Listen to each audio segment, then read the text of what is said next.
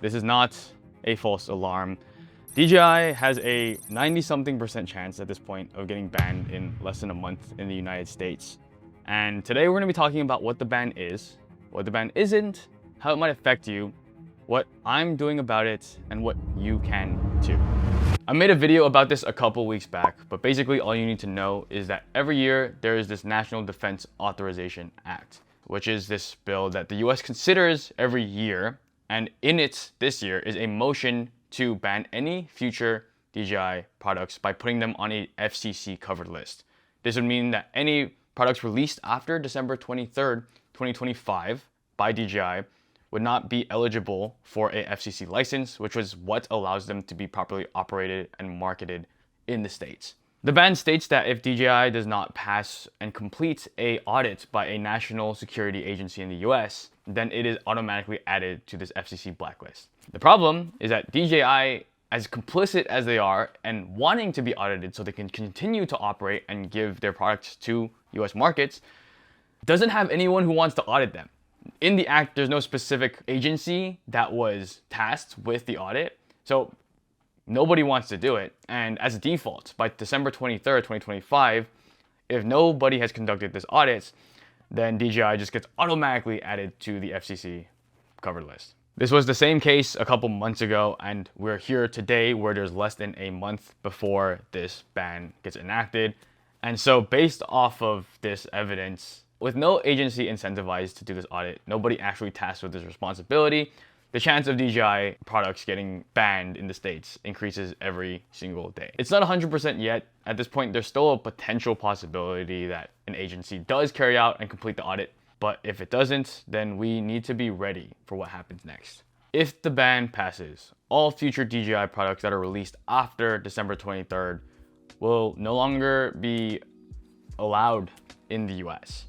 The new update, which is a little scary, is that the FCC has voted to give itself the ability to retroactively ban current and past products of DJI.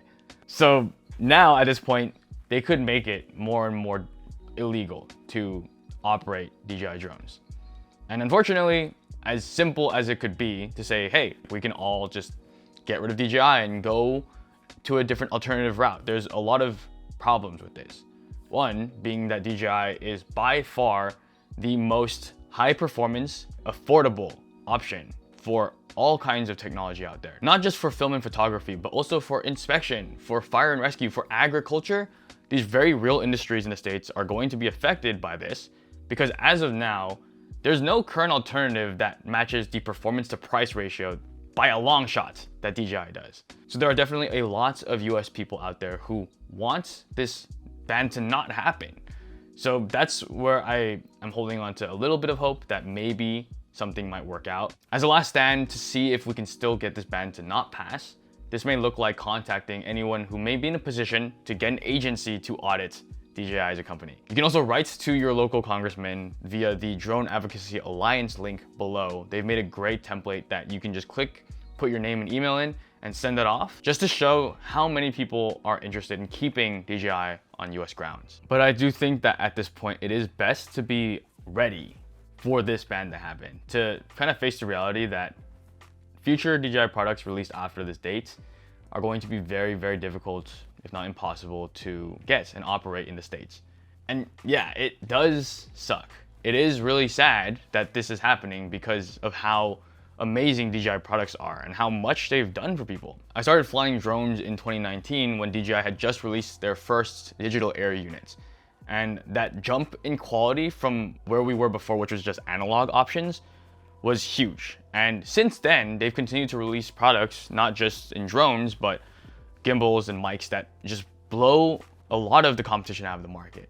So the effects of this DJI ban with the FCC's ability to now retroactively ban DJI products is not something that directly affects the drones you own.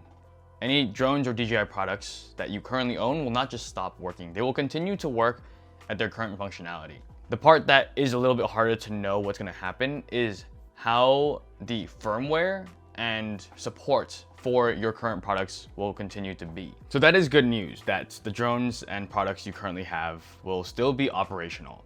The tricky part is knowing what the support and firmware around your current products will stay like within the next couple of months to years.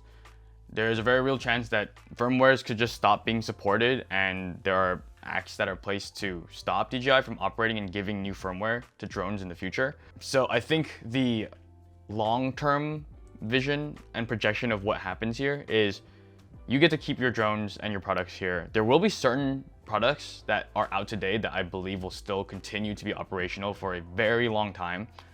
I think this is generally a big lesson on what happens when we put all of our marbles into a single resource or company.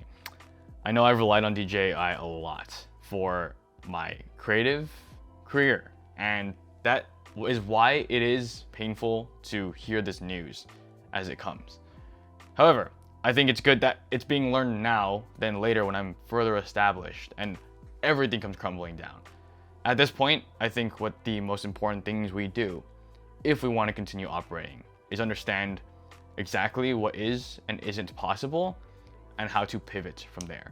Some effects I believe this is going to have on the drone industry. I think what we're going to see now is generally, whether it's just for fun or for work specifically, that the barrier to entry is going to rise. Pilots who solely rely on DJI may start finding struggles to keep sustaining their fleet. And as they run into these problems and potentially get grounded, pilots who remain adaptable and are able to create solutions of their own outside of just DJI, I think will end up taking a lot more of the pot. The barrier to entry will rise as easy to fly drones become harder to get. Every pilot will have to figure out how they want to proceed. Between pivoting out entirely or finding a way through, we each have to get clear on what we want to do. That clarity comes from doing research, writing scripts, evolving my passions, and staying the course. To do all that with maximum focus, I've been using the Nothing Ear 3s. A couple years ago, when I was walking through a store in Tokyo with my friend John, he copped a pair of Nothing Ears, and I was immediately captured by the design language. Transparent body to reveal all the tech inside, you had me already. Since then, I've wanted my own, which is why I'm proud to have them as the official sponsor of this video. The charging case is crafted from 100% recycled aluminum, with nano injection molding fusing the metal and plastic together. That theme of transparency carries not just through their design and audio, but through their newest feature I've actually never seen in other earbud cases, the Super Mic. There's a dual mic system built right into the Ear 3's case. So if you're in a loud environment and your earbuds are struggling to capture your voice clearly, you just push the talk on the Super Mic, and now you've got a direct mic you can hold to your mouth for crystal clear calls and meetings. The earbuds themselves have high-res immersive sound with bass enhancements and adaptive noise canceling up to 45 decibels. And if you have battery anxiety, just 10 minutes of fast charging gives you up to 10 hours of playback. Paired with a Nothing X app, you can customize your audio with a personal sound profile tailored to your ears.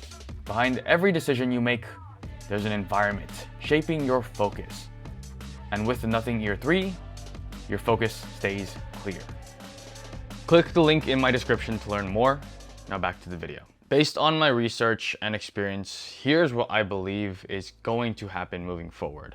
In my last 5 years of flying, I have been able to get my Part 107 license, get properly insured, and work for some really incredible world-class venues and jobs. And through all of this, through speaking of other pilots and observing what's going on online, I've noticed that, at least in the US, the regulation of drones hasn't been nearly as strict as a lot of other countries. What I mean by that is, for instance, a lot of jobs and pilots I see who are working on sets are operating without a license when you technically need one to fly commercially. So based off of that, what brings me solace is that knowing for sure at least that our current drones will still be operational and that drones and models we've used in the past should still be operational as well. This is a risk because you never know what's going to happen to the support for the drone in the future. But for safety, it might be good to get some extra spares of the drones and the products that you currently use. If it is a tool that you feel comfortable with already, then I think it's always good in general as a drone pilot and as a professional to have backups. Despite this risk, I am grabbing spare Avata 2s because I love the technology built into this drone that isn't really currently available in other FPV drones. So I'm willing to run the risk of having these backups that I can use for as long as possible. When it comes to firmware, because we don't know what the future of online DJI support holds, I'd recommend backing up and also updating your firmware to the latest version as soon as you can. I would say be careful as possible with your DJI drones. I think pushing the limits in FPV specifically is very important for improving as a pilot. So practice as much as you can in a simulator and use alternative drones, maybe drones that you build, to practice as well. Keep your tip-top gear in shape for the actual jobs. I think this is one of the most important things to do at this point if you want to continue with drones, but to experiment with alternatives. I feel very lucky to have gone in during an era before pre-built drones was available, so I had to learn how to build. And I think one of the nice things, based off speculation to hear, is that DJI Air units should be pretty safe from this overall ban. And even if they somehow do go down the drain, there are still alternatives like walk snail, for instance. And if that for some reason goes down the drain, then we go back to analog, baby. But I truly think that in this age where we might be losing our top champ, it is important to go out and experiment and learn what the alternatives are. It is the only way to keep moving forward at this point. Thankfully, there are other brands out there. Like, for instance, when I went to Costco, DJI is not there anymore. And what had taken its place was Hover Air and Potensic. I don't know what the technology of these drones are. Just from the looks of it, I'm like, okay, there's some really good things here, but I know there's a while to catch up to DJI. However, it's nice to see that there are alternatives available. And with Anti-Gravity releasing their first drone soon, and that being backed by a pretty big company, I am hopeful to see how their technology evolves and potentially is able to sustain the forward movement of drone technology in the States. And I think the whole point of this ban as well is not to kill the drone industry in the States, but it's also to encourage the US power and manufacturing of drones, which right now is not practical because it costs like 3 to 6 times more to get a drone built in the States. But I think at the same time, it might be just what we have to deal with and do. So if you have any particular brands or drones that you see out there that you think could be worth experimenting, please let me know and I'd be happy to give them some light. And I think this ban of DJI products not only showcases what the risks are of leaning into one particular brand, but also one particular industry. When an industry like drones is being spearheaded by a company as big as DJI that can suddenly just disappear, it shows how vulnerable your business or just your craft could be. And so I think one of the really big things to take away from this experience, and what I am as well, is to continue diversifying your skill sets. Don't get me wrong, I love drones and I will continue to push. Despite what's happening here, I will find a way because I love the ability to fly. I love the ability to work on set and provide a unique angle to people. It's a very rewarding feeling, and on top of that, I love the ability to just keep making work that is my own. But FPV and drones were never the reason I started to create. They were simply just my favorite paintbrush. And if I'm losing my favorite paintbrush, I guess, well, fuck, I gotta go find another one. But my passion has always, at the core, been here, creating work with others, for others, and for myself. So yes, they can take our tools, but no matter what laws they pass, no matter the circumstance, ultimately, your ability to create only stops when you decide it does. I would recommend rooting back the source of what made you pick up a drone or DJI product in the first place, and then expand from there. That could look like writing, speaking, editing, filming, exploring, trying new things. We're just trying to figure out how to future-proof our work here. And if you want to learn how to do that, then subscribe and stick around because we're gonna keep exploring how to move forward.